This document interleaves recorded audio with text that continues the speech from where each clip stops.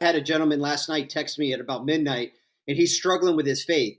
And I do pastoral counseling, and I was just going to pray about it and call him the next day, but I had to write him a message, and I said, "Bro, that's beautiful." And I said, the fact that you're questioning your faith means it matters to you. Back to like what you were saying before. And I said, it's the people that are afraid to ask the questions who I would actually be more fearful of, because they don't have maybe a solid, real faith relationship. They might have religion, but if you have a solid faith relationship, God's not afraid of your questions. But when you have to put him in a box, and then if somebody says, "Oh, but I believe this way," and it threatens you, then that's not faith. That's just fear and religion. And I said, I love the fact that you're questioning, brother. I said, keep going. And then this morning he sent me all kinds of great stuff that he was wrestling with all night, and it was beautiful. But I guess the point is, authenticity matters. Leadership is about giving people the space, though, to be authentic, and being authentic yourself, not protecting your funnels, your bubbles, your silos, your parking spaces, or anything like that.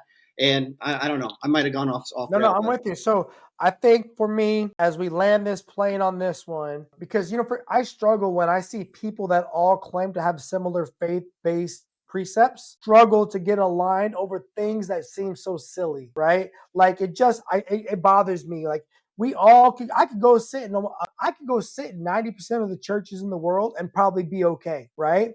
Unless you're preaching some serious like devil worshiping, I'm not going to be good there. But anything else, I could, as long as it's holistically healthy, do good, love one another, take care of people, I could probably get love through God, that love one another. right? It's Jesus. Everything else is nuance. Mr. Whiteside says, you earn trust with your ears, you lose it with your mouth. We got to be today's change. Do we all feel accepted? Unity of effort, all good things. Row, baby, row, right? Yeah, take the hill. You're on the team. And that's where I think leaders have got to always come back to. The people are on your team. Make them feel included to the best of your ability. Make sure they understand they've got to work their butts off to earn the respect of their peers and to learn what they're doing on the job. Can't no one learn that for them. They've got to learn it themselves, right?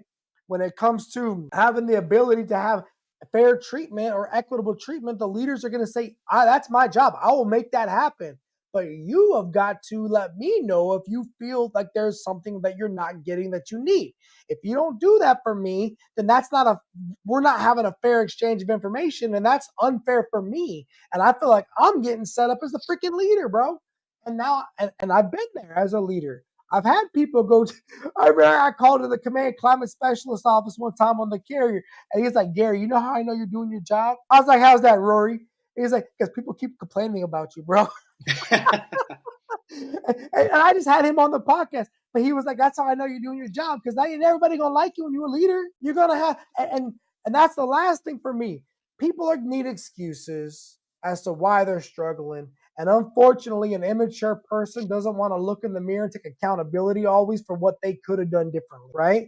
And I believe, especially if you're struggling with any one of these three things, you probably got some areas you should have done better in your own space before you start throwing flags on the play at everybody else.